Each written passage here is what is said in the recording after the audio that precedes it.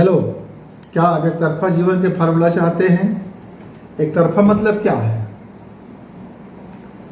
कि सामने वाला जो मेरे बंदा है, यानी घर में जो सामने वाला है, मम्मी है, पापा है, भैया है, भौजाई है, दोस्त है, टीचर है, फ्रेंड्स हैं और अर्धांगिनी है या गर्लफ्रेंड है या बॉयफ्रेंड है, ये लोग मेरे लिए अच्छा करें, मेरे लिए ये लोग अपना जान लुटा दें, अपना सरस उड़ा दें, मेरे लिए सब कुछ करते रहे और मैं तब अपने आप को महसूस करूंगा कि मैं बड़ा सुखपूर्वक हूँ, मैं बड़ा खुशी हूँ। मेरी हर बात माने तो मुझे अच्छा लगेगा। अच्छा, लेकिन मैं किसी के लिए कुछ ना करूँ, ऐसे कैसे होगा? मित्रों, यह फार्मूला एक ऐसा है कि लेनी देनी हिसाब किताब बराबर, भूल चूक लेनी देनी इसमें नहीं होता। ये ईश्वर का बनाया हुआ ऐसा फंडा है मित्र कि वह तुरंत का तुरंत लाभ नहीं दिखता, तुरंत का तुरंत हानि नहीं दिखता। मान लीजिए आपने झूठ बोलकर आपने एक व्यक्ति से 1000 रुपये आज आपने कमा लिया, झूठे झूठे से आपने कमा लिया और उस व्यक्ति ने भरोसा करता रहा कि आप ईमानदार हो, आप सच वाले हो, आप अच्छे आदमी हो, आप पर भरोसा कर रहे हैं और कर रहे हैं। ठीक है, आप आज की आमदनी हो गया, कल आपकी आमदनी और हो जाएगा, परसों भी आपका आमदनी और हो जाएगा। लेकिन ऐसा भी हो सकता है कि एक दूसरा बड़ा झूठा व्यक्ति आपसे मिल जाए जो आपका जितना आपने 10 साल में या 20 साल में कमाया है, 1 लाख, 2 लाख, 3 लाख, उसके एक बंदा आता है और आपसे फरेब झूठ का धंधा करता है और आपसे 10 लाख रुपए ठग करके ले जाता है, यानी विश्वासघात करके ले जाता है। आपको समझ में नहीं आता कि आपने छोटे छोटे जो विश्वासघात किए हैं, एक दिन वो बड़े विश्वासघात में इधर बदल गया, बूंद भरते भरते घड़ा बढ़ गया और एक साथ दिखाई देने लगा। मित्रों, तो जिंदगी में जब कभी भी आप अपने लिए खुशी चाहते हो तो उसका एक ही फार्मूला है। तो मित्रों, हमने जिंदगी में एक चीज सीखा है कि ईश्वर का जो नियम है वो है क्रिया की प्रतिक्रिया। मैं आपका सेवा करूंगा इस आशा के साथ कि कल आप मेरा सेवा करें, तो जरूरी नहीं है कि वो आपको मिले, मिल भी सकता है और नहीं भी मिल सकता है।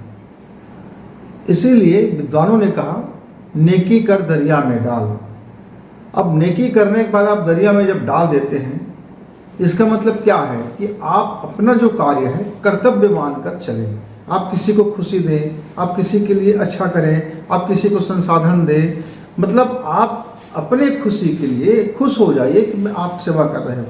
मान लीजिए मैं अपने बच्चों के लिए कुछ करता हूँ तो मेरे मन में आएगा कि मैं बच्चों के लिए कर रहा हूँ, तो मित्रों फिर ये गलत धारणा हो गया, क्योंकि मैं अपने लिए कर रहा हूँ। दरअसल अपने मेरी खुशी मेरे परिवार की समृद्धि में है यदि, तो मैं अपने परिवार को बृहद करने के लिए, अपने परिवार के विकास करने के लिए, अपने परिवार के डेवलपमेंट करने के लिए, उनके व्यक्तित्व की डेवलपमेंट करने के लिए, उनकी सुख सुविधा के लिए, उनको और ज़्यादा ऊंचाई पे बढ़े, इसके लिए मैं कुछ कर रहा हूँ। लेकिन मैं जिस क्षण ये कहता हूँ कि मैंने ये किसके लिए किया है, बच्चों के लिए तो किया है, तो उसी क्षण भगवान कहता है कि बेटा तू अब गलत कर दिया, तेरी भावना अब दूषित हो गया, तू किसी के लिए नहीं किया है, तू कर्तव्यवश किया है, तेरे कर्तव्य है वो। लेकिन यदि मन में यह बात है तो मैंने कर्तव्यवश किया है, तो मुझको ये बोलने की जरूरत ही नहीं है। मैं देखता हूँ मेरे बहुत से मित्र मिलते हैं, मैं बोलता मित्र आपने तो बड़ी कमाई कर ली, लाखों करोड़ों का आपका बिजनेस हो गया, लाखों रुपए आप महीना में कमा रहे हैं और घर में आप क्यों, क्या बात हो गया, बच्चों के साथ क्या क्या हो रहा था, तो मैं हो रहे थे और वगैरह वगैरह हो रहा था। तो कहते देखो ना मित्र, मैं ये सारा पूंजी किसके लिए कमाया हूँ? अरे बच्चों के लिए तो कमाया हूँ। ये सारा धन दौलत ऐश्वर्य मान सम्मान प्रतिष्ठा राजनीति की शक्ति सामाजिक की शक्ति धन की शक्ति सारा चीज़ मैं किसके लिए हूँ? आखिर उन्हीं के लिए तो कमाया हूँ।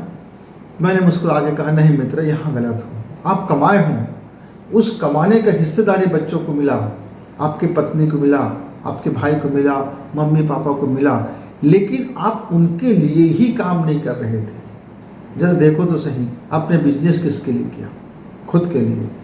खुद लाखों रुपए कमाना चाहते थे, खूब सुख साधन में रहना चाहते थे, स्वयं के लिए ही आपने सब कुछ किया, या तो फिर आप अनजाने में दूसरे के लिए किया। किसी ने कहा कि आपको ये करना है, आपका ये ज़रूरत है, आपको ये कर्तव्य है, आप बड़े हो घर के, आप छोटे हो घर के, कुछ वगैरह वगैरह समझा दिया, और उनके समझ में आपको आ गया कि ये ठीक करे, तो आपने किया। आपने किसी के लिए नहीं किया, या तो विवश होकर के किया या तो खुद के लिए किया। लेकिन हमारे अक्सर मित्र चाहते हैं एक तरफा फार्मूला लागू हो कि आप अच्छा करो, जो भी अच्छा घटे वो मैं किया हूँ, अच्छा ये मैं किया हूँ, मैं बताया था, मैं बोला था, ऐसा शाबाशी देते हैं। अब मान लीजिए आपने किसी काम में आपने धन लगाया, वो धन डूब गया, जीरो गया, माइनस हो गया। अब घर के सारे लोग, आपके मित्र, सखे, बंधु, फ्रेंड्स जो भी है, वो सब हाथ उठा लेंगे, नहीं हमने तो ये आगाह किया था आपको, आप ऐसा मत करो, आप ही लगा दिए थे, अब गए घाटा में। माने आपको ही मूर्ख बना करके आपको ही मूर्ख बनाया जाएगा, मूर्ख साबित कर दिया जाएगा, और आपको मानना पड़ेगा कि हाँ, तब आप कहोगे कि सबके सलाह से तो मैं किया था, क्योंकि तब आप भी अपनी जिम्मेदारी से बचना चाह रहे होते हैं। जिंदगी में ऐसे बहुत सारी चीज़ें होती हैं, टंटा घर में इसीलिए होता है क्योंकि हम अक्सर हर बात पर हम बच्चों को उलाहना मारते हैं, पत्नी को उलाहना मारते हैं, माता पिता को उलाहना देते हैं। बच्चों कहते हैं ये किसके लिए मैं कर रहा हूँ, मैं रात दिन खट रहा हूँ, मैं ये कर रहा हूँ, मैं वो कर रहा हूँ, मुझे सोने की फुर्सत नहीं, मुझे जागने की फुर्सत नहीं, मुझे बैठने की फुर्सत नहीं, मुझे खाने की फुर्सत नहीं है, ये करने की फुर्सत नहीं है, वो करने की फुर्सत नहीं है। तब कोई बच्चा उन्हीं में से ये कह देता है कि आपको इतना दौड़ भाड़ करने के लिए किसने कहा है, आप अपने मर्जी से चयन किए हो। तब घर में बड़े विवाद आ जाता है कि बड़ों से जवाब लगाते हो। मित्रों, सच तो वही होता है कि हम जिंदगी में, इसलिए हमारे हाथ में खुशी नहीं रहता, मेरी मुट्ठी में खुशी नहीं रहता, क्योंकि मैं अपनी मुट्ठी हमेशा दूसरों की निगाह से देखना चाहता हूँ कि वो मेरे लिए क्या करता है, मेरे भाई मेरे लिए क्या किया, मेरी पत्नी मेरे लिए क्या किया, मेरे मम्मी मेरे लिए क्या किया, मेरे पिताजी मेरे लिए क्या किया, मेरे मित्र मेरे लिए क्या किया, मेरे और लोग ने मेरे लिए क्या किया। ये क्या किया कि जब मूल्यांकन करते रहते हैं ना, तो मुझको लगता है कि मेरे लिए इन्होंने कुछ नहीं किया, मैंने इनके लिए मैं कई गुनाह कर दिया हूँ, लेकिन ये लोग बिल्कुल कुछ नहीं किए। एक मित्र है, उसने मुझे कहा कि मैं अक्सर मैं धोखा खा जाता हूँ, भरोसा करता हूँ, मदद करता हूँ, मैंने उसका इतना मदद किया, मैंने उसका इतना मदद किया, मैंने उसका इतना मदद किया, मैंने उसके इस काम पर खड़ा हो गया, मैं उसके यहाँ अपना समय गया, मैंने ये किया वो किया, मतलब लाइफ का अधिकांश हिस्सा मैंने उसके दिया। लेकिन जब मेरी ज़रूरत आया तो वो मेरे साथ खड़े नहीं हुए, मेरी मुसीबत में खड़े नहीं हुए, मुझे 2 पैसा की मदद नहीं मिला। मतलब आप इतने दिन तक उसको ऐसे ही मदद कर रहे थे कि उसके बदले में चाह कर रहे थे। तो अक्सर होता क्या है, हम बेवजह बिना मतलब का किसी की बुखार को भी नहीं पूछते कि आपकी तबीयत क्या हाल चाल है। आप देख लो, रिश्तेदारी है, नातेदारी है, घर परिवार है, आपकी तबीयत यदि खराब है तब मतलब से ही पूछा जाएगा। आप यदि पैसा कमाते हैं तो फिर आपका मान सम्मान सब जगह होगा, क्योंकि लोगों को पता है कि इनके पास पैसा है और ये किसी को दे सकता है। पैसा कमाते हो लेकिन महाकंजूस किसी को देते नहीं हो, सबसे लेते हो, तो फिर आपसे लोग किसी मतलब के लिए आपको फिर आपके पास नहीं जाएंगे, ना आपका पूछ परख करेंगे, ना आपसे बैठ के खुश होंगे, बोलेंगे यार ये आदमी महाकंजूस है, हर बार हमसे ही ले जाता है, इसके पास अरबों रुपए उसके बावजूद भी। ऐसे कई प्रकार के लोग होते हैं मित्रों। तो भावना आपका जिस तरह से जिंदगी जीते हो, आपको खुशियाँ वैसे ही मिलती हैं। आप कर्म करते समय जो भावना रखते हो उसके अनुरूप ही आपको आपकी खुशी आपको मिलता है। आपने किसी को एक चॉकलेट दे दिया और आप दुनिया भर को बता रहे हो कि मैंने उस बच्चों को खिलाया, मैंने उस बच्चों को खिलाता हूँ, मैं जहाँ देखता हूँ गरीब लोगों को दे देता हूँ। मतलब आप उपकार कर रहे हो, बहुत उपकार कर रहे हो, बहुत उपकार कर रहे हो, और अंत में आप दुखित होकर ये कहते हो कि किसी काम के नहीं है ये लोग, बस हमारा किया हुआ उपकार पानी में गया। तो आपका जो प्रक्रिया है, ब्रह्मांडी और चेतना है, ब्रह्मांडी जो शक्ति है, वो आपके ही बात को लौटा देता है। बोलता है कि हाँ आपने इतना कुछ किया लेकिन अंत में कोई काम का नहीं रह गया, तो वो भी कह देता है अंत में कोई काम का नहीं है।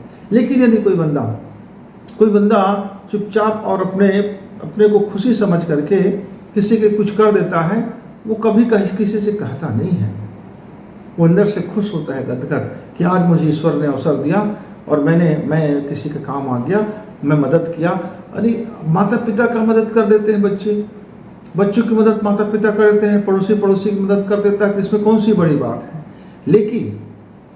लेकिन होता क्या है जब आप वृद्ध हो जाते हैं, जब असहाय हो जाते हैं, जब आप बीमारियों से घिर जाते हैं, आपका कोई पूछ परख करने वाला नहीं रह जाता है, तब आप भार हो जाते हो। अब भार हुआ व्यक्ति के लिए कोई कितना भी कुछ करेगा उसको दुखित ही रहेगा, क्योंकि उसकी तो महत्वाकांक्षा कुछ ज़्यादा है। अब एक बीमार व्यक्ति खाट में पड़ा है, वो चाहता है कि दिन भर एक आदमी आए, उनकी सेवा करे, वो जहाँ बोले वहाँ करे, जहाँ बैठाए वहाँ बैठाए, जो चाहे वो ला के दे, इधर करे उधर करे। अब घर का जो कमाने वाला बच्चा है वो सोचता है मैं दिन भर यदि घर में बैठा रहूँगा तो पैसा कहाँ से लेके आऊँगा। तो वो कहता है कि एक कर्मचारी है, आप में सेवा कराए जा रही है, आपकी दवा तो हो रहा है, आपकी इलाज तो चल ही रहा है, आप दुखित क्यों होते हो, मैं घर में नहीं बैठ सकता, पूरे परिवार का बोझ मेरे ऊपर है, मैं सबका देखूंगा। प्रेम वो करते रहता है, खर्चा भी करता है, लेकिन वो बीमार व्यक्ति अब दुखित है। लेकिन खुश होना उसकी मुट्ठी में है। यदि वो ये सोच ले कि देखो तो बच्चा अपने पैर पे खड़ा हो गया है, अब मेरा क्या है, मैं तो वृद्ध हूँ, ये शरीर अब जाने का वक्त है। अब ये शरीर कहता है कि चुपचाप बैठे बैठे भजन करो, तो जितना ज़्यादा से ज़्यादा हो सकता है प्रभु का ध्यान करो, भजन करो, जो होगा सो होगा, इस शरीर का क्या है, एक दिन आना है जाना है। यदि वो अंदर से मान ले तो कितना खुश हो जाएगा कि उसके बच्चे कितना देखभाल कर रहे। देखो एक कर्मचारी लगा दिया, देखो अच्छे हॉस्पिटल में कर दिए, देखो मेडिसिन दे देते हैं, देखो घर बैठे खाना भी दे देते हैं, मेरे अंगों की साफ सफाई कर देते हैं, बच्चे मुझको गाली नहीं देते हैं, बच्चे मुझको फेंके नहीं हैं, बच्चे मुझको बोझ नहीं समझ रहे। कितनी बड़ी बात है कि आपको बच्चे बोझ नहीं समझे हैं, पत्नी बोझ नहीं समझा है, पति बोझ नहीं समझा है, भाई बोझ नहीं समझे हैं, बहन बोझ नहीं समझे हैं। ये उनका बोझ नहीं समझना कितना आपके लिए खुशी दे सकता है आपको। बस आपका जो सोचने का तरीका है मित्रों, पॉजिटिव दृष्टिकोण नहीं है, सकारात्मक दृष्टिकोण नहीं है, भावनात्मक दृष्टिकोण नहीं है, संवेदनात्मक दृष्टिकोण नहीं है, तो ये इसका उल्टा हो जाता है। आप उसको गुणा भाग से देखते हो, गणित से देखते हो, तो गुणा गणित गणित गलत हो जाता है मित्रों। तो यदि आप चाहते हो कि आपके मुट्ठी में आपकी खुशी बना रहे, तो सोचने का तरीका बदलो, जीवन का ढंग बदलो और वर्क करने का भावनात्मक तरीका बदलो। जैसे आप बदलेंगे तो उसी में आपको खुशी मिलता हुआ जाएगा। मैं एक दिन नर्सरी क्लास में गया, ऐसे घूमते घूमते स्कूल में चला गया। वहाँ एक बच्चे ने खड़ा होकर के कहा कि आज आपको पढ़ाना ही पड़ेगा। तो किसी और बच्चे ने कहा इनको पहली क्लास पढ़ाने नहीं आता, ये बड़े क्लास को, ये बड़े बड़े टीचरों को, गुरुजी को पढ़ाते हैं, ये उधर इनको हमको थोड़ी पढ़ाने आता है, इनको पढ़ाने नहीं आता। और मैं बच्चों की हास विनोद सुन रहा था। मैं बोला चलो ठीक है, मैं आज आपको पढ़ा देता हूँ, चलो आज कौन क्या पढ़ाएगा, मैं आप ही लोगों से पढ़ लेता हूँ। और मैं बच्चों से बातों ही बात में मैं उन्हीं से पढ़ने लगा। सारे बच्चे बहुत खुश हो गए कि हमने आज गुरुजी को पढ़ाया है, हमने गुरुजी को गिनती सिखाया है, हमने गुरुजी को गुणा भाग सिखाया, हमने गुरुजी को दशमलव सिखाया, हमने गुरुजी को ये सिखाया, गुरुजी को ये सिखाया, गुरुजी एक बार में सीख गए, मैं अच्छा सिखा सकता हूँ, मुझे बड़ा मज़ा आया। बच्चे लोग कूदने लगे, खेलने लगे और अपने टीचर से कहने लगे कि हमने तो गुरुजी को आज पढ़ाया है। गुरुजी उसको चिल्लाने की जैसे सुबह तो मैंने उसको मना किया, बच्चे ठीक कह रहे हैं, आज क्लास में उल्टा हुआ है, आज क्लास में गुरुजी ने नहीं पढ़ाई है, आज बच्चों ने गुरुजी को पढ़ाया है। ये देखो खुशी का मौसम बदल गया। वही बच्चे जो क्लास में बैठने से डरते थे, अपने शिक्षकों से डरते थे, वो मुझ जैसे क्रोधी व्यक्ति, खुर्राट व्यक्ति जिसके चेहरे में मुस्कान नहीं रहता, ऐसे व्यक्ति से वो इतने घुल मिल गए, इतने खुशी खुशी उसने पढ़ाई कर ली कि पूरे टीचर हतप्रभ रह गए। हम जिन बच्चों को पढ़ाते पढ़ाते थक गए थे, हम पूछते थे तो बताते नहीं थे, आज वो कितना आपको ही पढ़ा रहे थे, आपको ही बता रहे थे और आप विनोद कर रहे थे उनसे। तो मित्रों वो तो अपने जीवन शैली है कि खुशी कहाँ है और खुशी कहाँ नहीं है। आप जहाँ बैठो, आप चाहो तो वहीं खुशी ढूंढ सकते हो, क्योंकि आप खुशी देना यदि जान जाओ, प्रेम देना जान जाओ, स्नेह देना जान जाओ और उससे बतरस करना जान जाओ और उसको दिल की भावना से आप देखो कि इसकी ये खुश कैसे रह सकते हैं, तो फिर खुशी तो आपको वही मिल जाता है। हर क्लास में, जब भी किसी क्लास में जाओ, ऐसा नहीं कि केवल नर्सरी क्लास की बात है, 12वीं क्लास में जाता हूँ तब भी बच्चे खुशी खुशी मुझको पढ़ाने लग जाते हैं। पहली क्लास का बच्चा पढ़ा लेता है, नर्सरी क्लास का बच्चा पढ़ाता है, चाहे मैं यूनिवर्सिटी में जाऊँ तो कॉलेज के बच्चे भी मुझको पढ़ाने लग जाते हैं, चाहे मैं प्रशिक्षण में जाऊँ तो बहुत सारे टीचर भी मुझको पढ़ाने लग जाते हैं। क्योंकि मेरा शैली है, मैं खुद नहीं पढ़ाता हूँ, मैं उनसे ही पढ़ लेता हूँ, और जब मैं उनसे पढ़ लेता हूँ तो उनकी पढ़ाई तो बड़ा तगड़ा हो जाता है। तो ये एक तरीका है खुशी बांटने का, ज्ञान बांटने का, ज्ञान संग्रहण करने का। आप उनसे रिलेटिव बन जाओ, उन्हीं के हिसाब से आप काम करेंगे तो खुशियाँ मिलती हैं। घर में भी वैसे खुशी मिलती है। एक बार की बात है, बच्ची छोटी थी, उन्होंने पहले बार रोटी बनाया हुआ था। रोटी कोई जो पहला व्यक्ति पहला बार रोटी बनाएगा तो जरा वो उसकी सेकाई कैसे होगा, उसकी रोटी का गोलाई कैसे होगा, आप समझ सकते हैं। लेकिन मैंने उस रोटी को खाया, बढ़िया से खाया, चाव से खाया, वैसे ही खाया जैसे खाया जाता है, और खुश होकर खाया और कहा कि बेटा बहुत बढ़िया रोटी बना है। तो बाद से खुद खाया तो बोले कि इसमें तो अच्छे से सेकाई नहीं हुआ था, ये नहीं हुआ था। मैं बोले उसको आप समझ रहे हो ना, लेकिन आप पहले बार जब बनाए हो, जीवन का पहली मर्तबा बना है, मैं उसकी तुलना में देख रहा हूँ आपने पहली बार में कितना अच्छा बना लिया। मैं तो जब पहली बार में मैं रोटी बनाया था तो मैं रोटी तो बेल नहीं सका था। मैं रोटी को तवा में कितना सेका जाता है मुझको ये भी नहीं मालूम था, कि आग में सेकी जाती है मुझे ये भी नहीं मालूम था। मैं तो कुछ बना दिया था, जल गया था पूरा रोटी। तो मैं अपने से तुलना किया, भाई मेरा जब मैं फर्स्ट बार जब मैं किया था तो मैं कितना गलत कर दिया था, कितना बुरा मुझसे बना था। लेकिन बच्चे ने किया है तो प्रेम से किया है तो खुशी खुशी खा लो, उसको कितना खुशी मिला। एक खुशी ने उसको फिर पाक कला में माहिर बना दिया।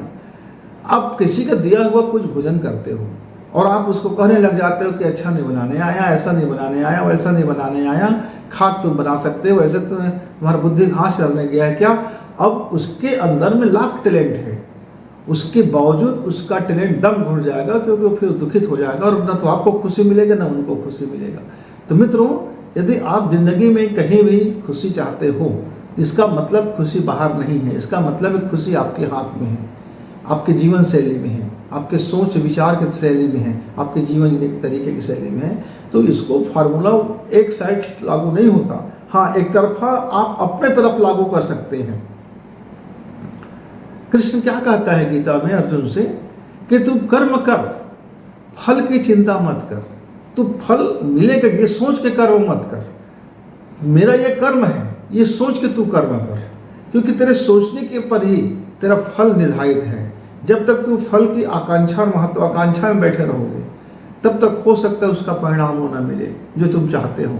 लेकिन तुम कर्म करते हो ये सोच कर कि मेरा ये दायित्व है, तब उसका परिणाम आपके सोचे का परिणाम से बहुत ज़्यादा बेस्ट हो। मित्रों, मैंने जिंदगी में एक छोटी सी बिजनेस शुरू किया और मैंने यह इस बात की चिंता बिल्कुल नहीं करी कि मुझको इससे लाभ होगा कि नहीं होगा। मैंने सोच लिया मुझे करना है तो करना है। मैं अपने हिस्से का मेहनत किया, मैं अपने हिस्से का कारोबार किया, मैं अपने हिस्से का लोगों को प्रेम दिया, मैं अपने हिस्से के लोगों को ज्ञान बांटा, मैं अपने हिस्से के जो मेरे पास बुद्धि थी, प्रखरता थी, प्रतिभा था, मैंने उसको समाज में बो दिया। मैं इस उम्मीद किए या बात के सोचे बगैर कि इसके बदले मुझको क्या मिलने वाला है। मैंने बस ये सोचा कि मेरी ज़िंदगी है, इस ज़िंदगी में मुझे कुछ करना है, क्योंकि मरने से पहले मैं कुछ कर लेना चाहता हूँ। मेरे पास ज्ञान है, मैंने धन अर्जित किया है, मैंने ज्ञान अर्जित किया है, तो इसका कुछ उपयोग कर लूँ। और मैंने ये सारा चीज़ सोच करके मैंने अपना शुरू किया। और मैं देखता क्या हूँ, धीरे धीरे जैसे जैसे समय बीत जाता है तो 30 साल के बाद, 30 बरस के बाद एक दिन मैं कैलकुलेशन करना शुरू किया।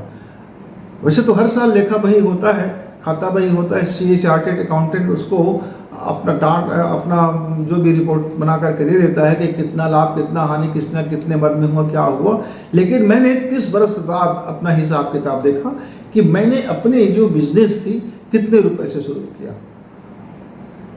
1000 तो छोड़ दीजिए, कितने रुपए से मैंने शुरू किया। मेरी उस समय औकात क्या था, मेरी उस उम्र क्या था, और मेरे लोगों पर भरोसा किया लोगों ने मेरे उस उम्र में, जिस उम्र में लोग किसी पर भरोसा नहीं करते। एक 20-25 साल के नौजवान बच्चे के ऊपर लोग भरोसा नहीं करते। लोग उम्मीद तो पालते हैं, महत्वाकांक्षा है, लोग ये करें, लेकिन आप उनसे कहो कि एक ऐसा मैं कर रहा हूँ आप भरोसा कर लो, तो बड़ा बोलते नहीं, आपको कोई अनुभव नहीं है, कोई तजुर्बा नहीं है, जिंदगी का ठिकाना नहीं, तुम बच्चे हो, युवा हो, पता नहीं क्या से क्या कर लोगे। लेकिन लोगों ने भरोसा किया, दिखाया।